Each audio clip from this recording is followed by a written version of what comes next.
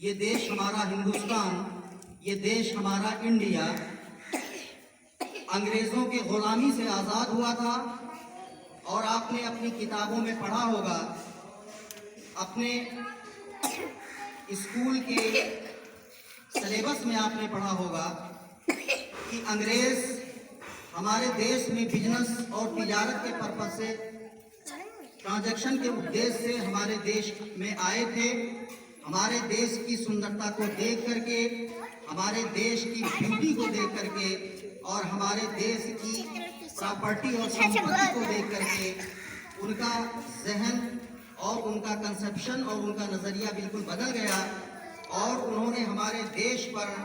हुकूमत करने की एक नापाक साजिश रची। और उस साजिश में वो 100% हमारे लोगों की कमियों की वजह से, हमारे ट्रीजन्स की वजह से, देश के कुछ गद्दार किस्म के लोगों से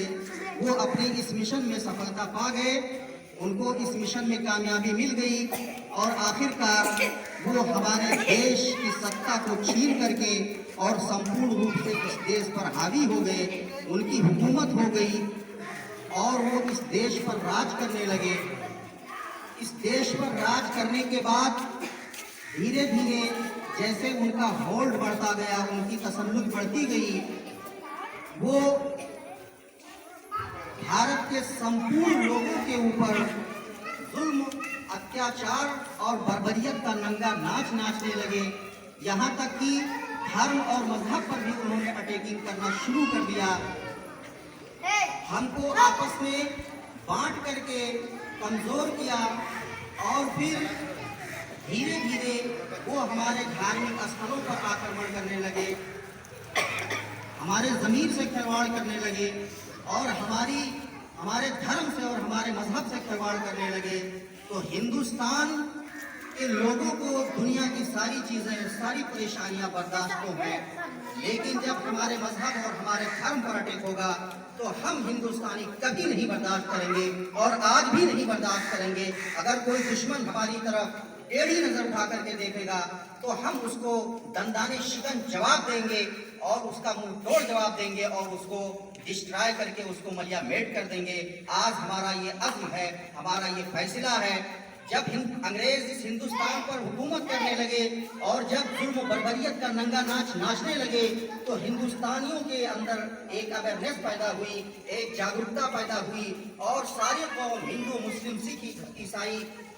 सारे लोग इंटीग्रेट होकर के, एकजुट होकर के, एक प्लेटफार्म पर होकर के और अंग्रेजों का मुकाबला किया, अंग्रेजों से लड़ाई लड़ी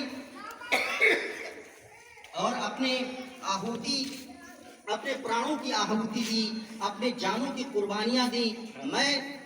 एक झलक के रूप में आपको बताना चाहता हूं कि इस देश को आजाद कराने के लिए, इस देश को स्वतंत्र कराने के लिए हमारे हिंदुस्तानियों ने अपने जानों की कितनी कुर्बानियां दी हैं। आज भी सोचता हूं, तारीख पढ़ता हूं, इतिहास पढ़ता हूं, अल्लाह कसम रोंगटे खड़े हो जाते हैं और उनके पर्द एक जो है एक दुआ जबान से और मुंह से निकलती है कि अल्लाह रब्बुल आलमीन उनके आत्माओं को कुछ शांति दे। वो जहां भी हों, चाहे वो शमशान घाट में हो, चाहे वो कब्रिस्तान के अंदर हो, अल्लाह ताला ईश्वर उनके आत्मा को शांति दे। और मैं एक झलक बताऊं कि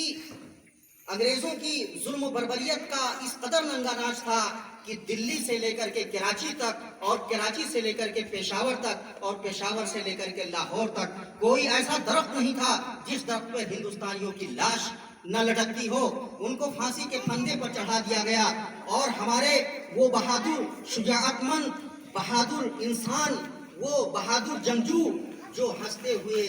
लबों पे तबस्सुम, मुस्कुराते हुए अपने देश के आज़ादी के पर, अपने देश के आज़ादी के खातिर हंसते मुस्कुराते फांसी के तख्ते पर खड़े हो गए और ये संदेश दे गए कि हम तो जा रहे हैं लेकिन हमारा देश आज के बाद आज़ाद रहेगा। आने वाली नस्ल, आने वाली जनरेशन, आने वाली पीढ़ी आज़ादी का जो है पुरलुत्फ मजा उठाएगी, आज़ादी के खुशबू में जो है उसकी लुत्फ अंदोज होगी और आज हमें उसका परिणाम मिल रहा है। तो अजीज बच्चों, प्यारे तलबा, वक्त नहीं है, समय नहीं है, वरना मैं अभी पूरा पस मंजर, पूरा बैकग्राउंड आप लोगों को बताता कि आज जो 15 अगस्त है और 15 अगस्त को हम और आप इस पाठशाला और इस प्राइमरी जूनियर हाई स्कूल के प्रांगण में उपस्थित हुए हैं, तो इसलिए कि हम अंग्रेज़ों के जो है गुलाम थे और अंग्रेज़ों से हमें आज के दिन आज़ादी मिली थी। और ये आज़ादी के उपलक्ष्य में हम और संपूर्ण भारत आज पूरे देश में जो है यौम आज़ादी मना रहा है। और हम कामना करते हैं कि इस मौके पर और इस अवसर पर हम शुक्रगुजार हैं, बहुत ही मशहूर और मज़कूर हैं इस स्कूल के प्रधानाध्यापक श्री जय सिंह का कि उन्होंने हमें आमंत्रित किया, हमें बुलाया और हमें अवसर प्रदान किया, मौका फराहम किया दो बात कहने का। इसी बात के साथ चूंकि कुछ आपके भविष्य और मुस्तकबिल के बारे में भी मैं बोलना चाहता हूँ कि आप लोग एक नन्हे नन्हे चमन के फूल हो, नन्हे नन्हे, इसी में कोई अबुल कलाम बन करके पैदा होगा, इसी में कोई अशफाकुल्ला खां बन करके पैदा होगा, इसी में कोई महात्मा गांधी बन करके पैदा होगा, इसी में कोई डॉक्टर, कोई MBBS और कोई इंजीनियर बन करके पैदा होगा। कोई डॉक्टर इंजीनियर बन करके पैदा नहीं होता है, बल्कि जो चमन की कली होती है, जब माली उसको जो है उस पर मेहनत करता है, परिश्रम करता है, उसको खिलाने की कोशिश करता है, तो जा करके उसमें फूल खिलते हैं। तो इसीलिए आप लोग नन्ही नन्ही कली हो, चमन के फूल हो, और इंशाअल्लाह मैं दुआ करता हूँ और उम्मीद भी करता हूँ कि इन्हीं छोटे छोटे नन्हे मुन्ने बच्चों में से कोई डॉक्टर बनेगा, कोई इंजीनियर बनेगा, कोई कुछ बनेगा और अपने देश के लिए और अपने कौम के लिए और अपने राष्ट्र के लिए और अपने नेशन के लिए वो जो है काम करेगा और उसकी सुरक्षा के लिए काम करेगा। कोरोना काल की वजह से, कोरोना की वजह से जो महामारी आई थी, इसमें बच्चों सबसे ज़्यादा अगर नुकसान और लॉस किसी का हुआ है तो आप लोगों का हुआ है। लेकिन अब चूंकि गवर्नमेंट की गाइडलाइन का हमें फॉलो करना है, गवर्नमेंट जो भी कदम और जो भी स्टेप उठाती है हमारे और आपकी सुरक्षा और बका के लिए उठाती है। और इसी कड़ी में जो कोरोना काल में स्कूल बंद करवाया गया, तो ये ऐसा नहीं है कि आपके भविष्य से खिलवाड़ किया गया, बल्कि इस बीमारी को, इस महामारी को जो है प्रोटेक्शन के लिए, उसको रोकने के लिए इस तरह की जो है स्टेप्स को गवर्नमेंट को अंडर कंपल्शन मजबूरन जो है उठाना पड़ा। उम्मीद है कि बहुत ही जल्द आप लोगों का स्कूल खुलेगा और फिर आप लोग जो है अपने स्कूल में पढ़ाई का कार्य दोबारा समाप्त करेंगे। इसी के साथ मैं अपनी बात को खत्म कर रहा हूँ। जय हिंद। तो अदब